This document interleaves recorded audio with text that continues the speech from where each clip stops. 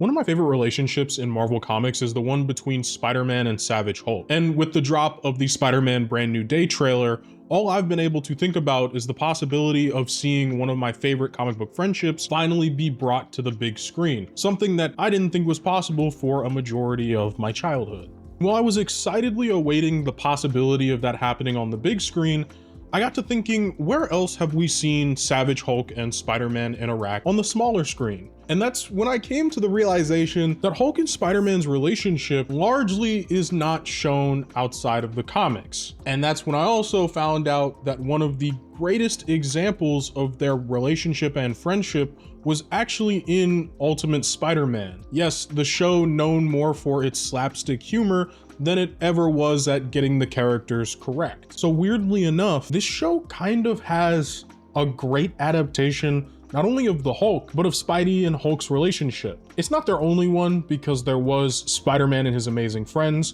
back in the 70s, but I'm not really gonna count that one. And while I might be ignoring Spider-Man and His Amazing Friends, I hope you're not ignoring that like and subscribe button down below if you want to see more content like this in the future. Okay, shameless plugging over. The first time that we actually get to see Hulk in Ultimate Spider-Man is in a very odd way relative to how the rest of the show is drawn and animated, because a majority of this episode takes place through this camera-like filter as Mary Jane is getting her very first and very exclusive interview with Spider-Man. Peter was more than willing to give her the interview because he wants to try and get with his homegirl. It's not worth it, trust me. This marks our official first look at Hulk, and it's important to establish a baseline of where Hulk is at in his journey so far through this new Marvel universe. Hulk is still Savage Hulk, and that's his only personality for now. The dude speaks in few syllable sentences, always refers to himself in the third person. He is angry to a fault, but is often trying not to hurt people,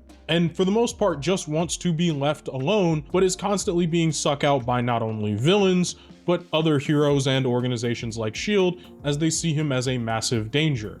And currently that is how Spider-Man sees him. I'm sure all of his S.H.I.E.L.D. training probably doesn't help, but Spider-Man doesn't view Hulk as much more than a rage monster that is dangerous. Hulk not fighting Bugman. Bugman better get out of Hulk's way. Bugman? Now that's just insulting. Spiders are not bugs. It's during this episode that Spider-Man has to not only find out, but also come to terms with the fact that the Hulk isn't some gigantic rage monster, but rather a genuinely misunderstood person that just so happens to have enough strength to destroy a lot of New York if he wanted to in this series. And as it turns out, it's not even actually Hulk going on a rampage, but rather the fact that he is fighting what is currently an invisible energy man known as Zazax. I hope I'm pronouncing that right, but upon finding this out, Spider-Man immediately goes to bat for the Hulk in trying to get the police force that is currently trying to not only stop Hulk, but actively imprison him. And Spider-Man's trying to explain to them like, hey, Hulk is here to help. He's just fighting someone that you can't see, but because he's the Hulk, he can see them. To me, Spider-Man going to bat for him immediately is really important because Spider-Man, especially in this show, where J. Jonah Jameson from the first episode through just about every episode in this first season is going to be shown bashing him on the Daily Bugle and on billboards throughout the city. It's a running gag for the show. So I think it's really important that this Spider-Man not only understands that Hulk is getting a terrible rep, but he's actively trying to help him because Spider-Man gets it. And look, I'll be the first to say this, especially in this first episode, Hulk isn't exactly his most nuanced version, or even really his best version. I still think Earth's Mightiest Heroes tops the game with that, and it's really hard to have a Hulk adaptation that follows up something as great as Earth's Mightiest Heroes. But I think that Ultimate Spider-Man's introduction of the character does a really good job at setting the framework for this Hulk, and it fits within the universe that this Spider-Man show is trying to set up. This Hulk doesn't play into the monster stereotype like EMH's early Hulk did. He, well, always angry. It's a little bit more like sad angry than angry angry. And as well, this Hulk is funnier. He reminds me a little bit of Superhero Squad's Hulk with the type of humorous situations he gets into. And of course, the nicknames. Hulk like Bugman.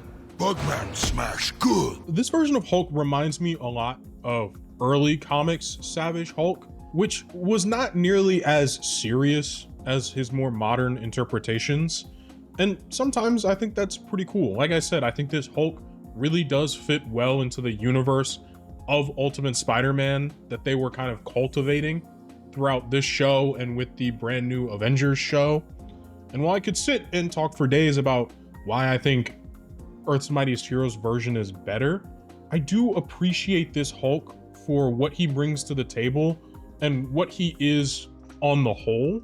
But he does feel pretty simplistic in this first episode that we see him. Essentially, the whole idea and somewhat moral wrapped around this is just because he's big and strong and misunderstood doesn't mean that he's evil or necessarily needs to be locked up and imprisoned. By the end of the episode, Spider-Man is able to convince not only S.H.I.E.L.D. but the police to leave Hulk alone, at least temporarily, because he has proven himself to be a hero.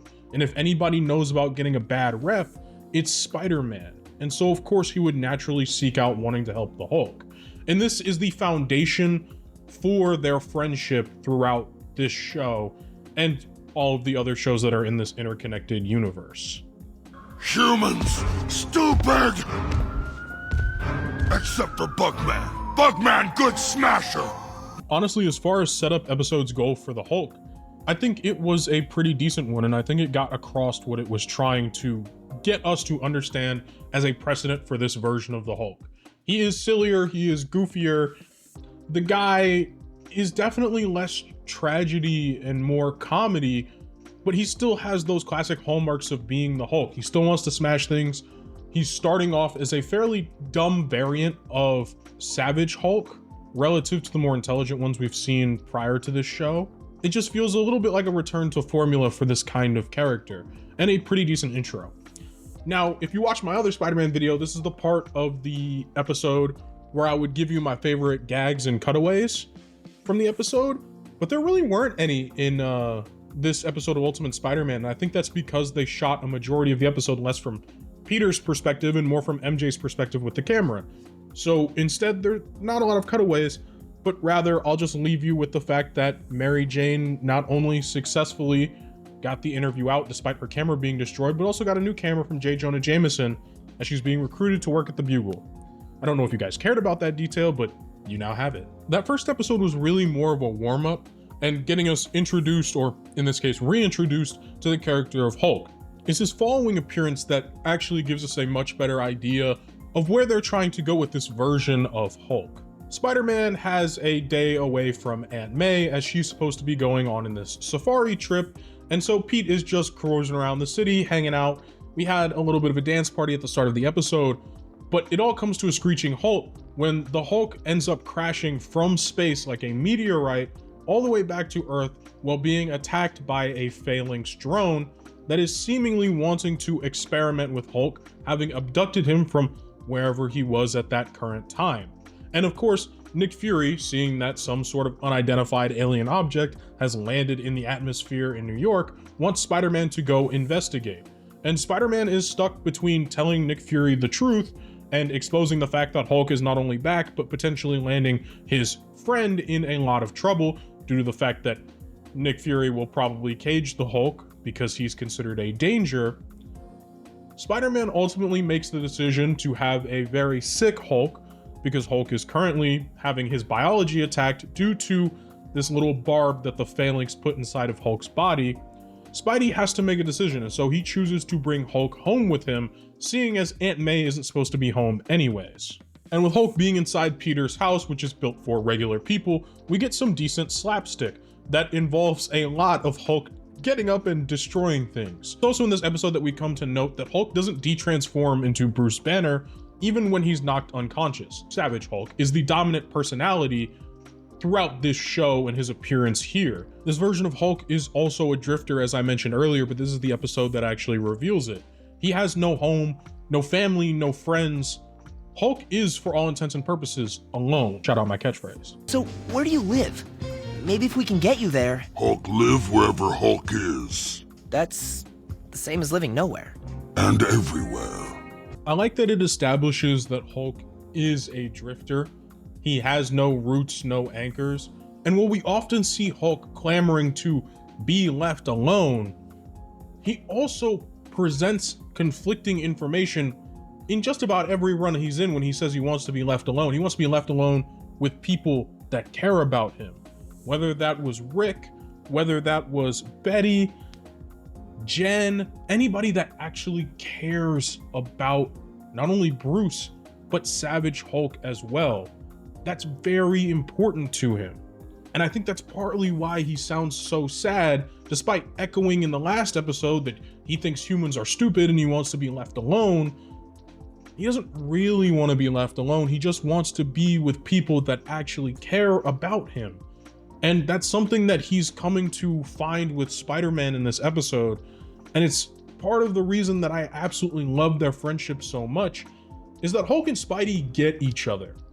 They are both lambasted for the kind of heroes that they are. They're both seen as outcasts, and while Spidey might not understand what it means to be hunted for your entire life like Hulk is, he gets what it feels like to have a person breathing down your neck 24/7, calling you the worst thing since the Big Yahoo. And during this entire portion of the episode, Spider-Man is trying to hide Hulk from Aunt May, who did not go on her safari trip, all while Hulk is trying to eat just about everything in Spider-Man's house. All while Spider-Man is trying to figure out not only why the Hulk was sick, but how to help him. He eventually does figure out that it is that little spike that the Phalanx injected into Hulk during their first fight, and he's left with a dilemma. He can either try to fix this himself or take Hulk to S.H.I.E.L.D., where he knows he'll get the proper medical attention, but also knows that he'll definitely be imprisoned. And it doesn't help the fact that Hulk doesn't really want him to do that, because, well, he likes Bugman. He doesn't really view him as a friend, because even Hulk doesn't know who Peter is as a hero. And that's when Peter makes the huge decision to reveal his identity to Hulk. Another reason that I and so many others love the relationship between Peter and Hulk is that when Peter erased his identity in the comics from everybody's consciousness, Hulk never forgot. Savage Hulk, to be specific, never forgot who Peter was and how important Peter and Spider-Man were to Hulk and how good of friends the two of them were. And while that doesn't necessarily apply to this show, it is important, the idea that these two characters find commonality between each other, and Peter feels safe enough to trust Hulk with his identity and to truly give Hulk that friendship that he has never had before.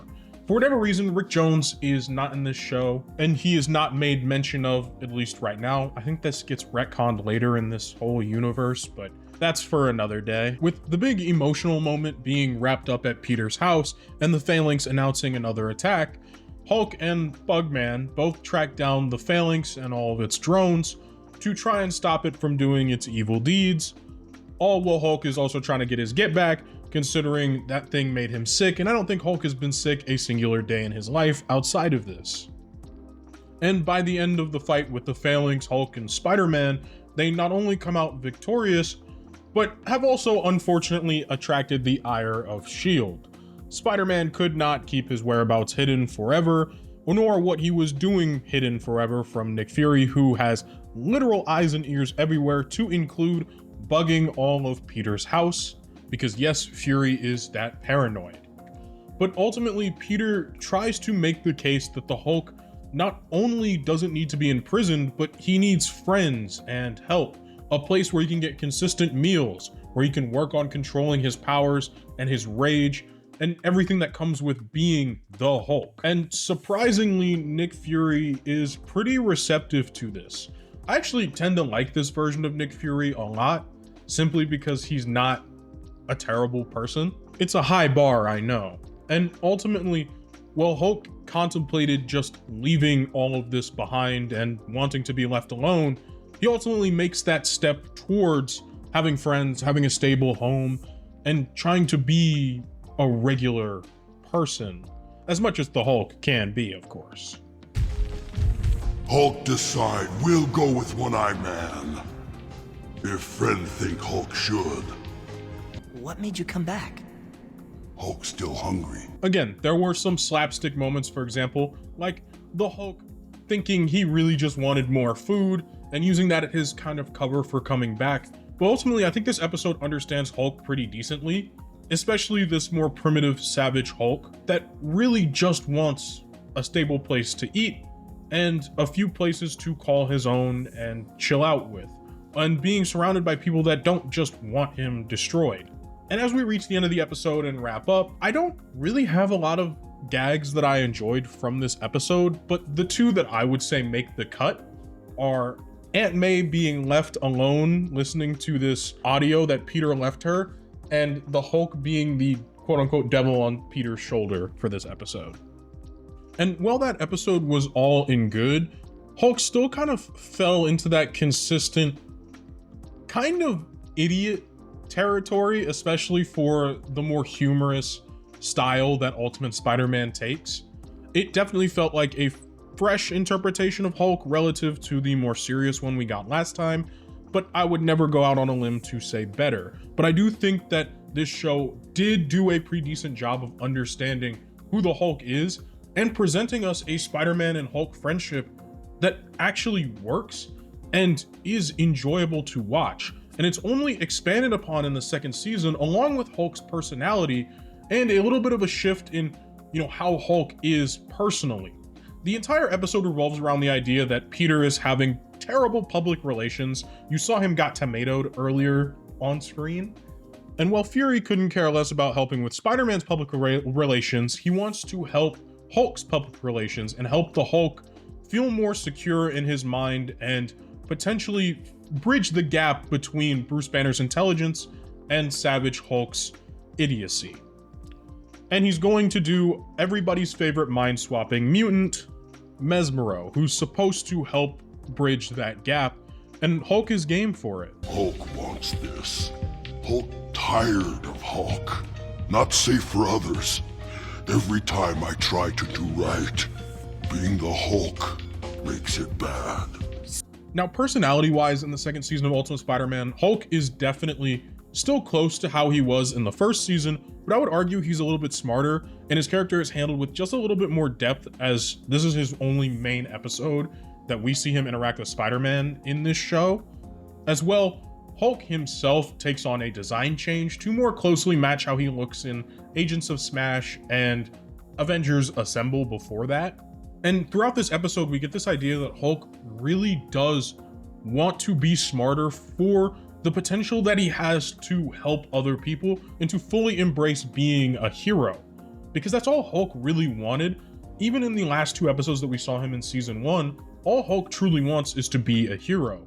And Mesmero tries to take advantage of that. When Hulk's mind transfer is supposed to be happening to bridge the gap, Mesmero is desperately trying to take over Hulk's body, and that's when we get another body swap episode. But instead of Wolverine this time, it was Spider-Man and Hulk. And to put the cherry on top, Hulk didn't even want to smash Mary Jane like Wolverine did. God, what was Bendis thinking? Oh, come on! My brain is in the Hulk's body? Brain Man, fix Hulk? Huh? I always love how the two voice actors try to do each other's voices. It's so funny. I loved it in the episode with Wolverine, and it's even better with Hulk because you can really see. I think Hulk's voice actor does a great job of really sounding like Drake Bell's Spider-Man, but also like it's a Hulkified version of Drake Bell's Spider-Man.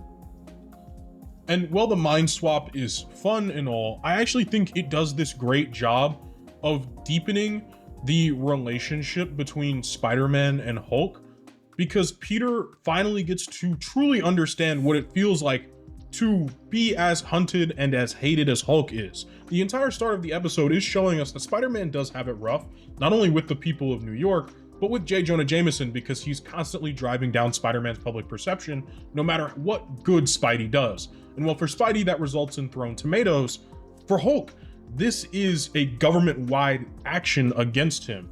It results in Hulk being hunted by S.H.I.E.L.D. and other government organizations. It results in Hulk not being able to go home because he has no secret identity. He can't just stop being 8 feet tall and green.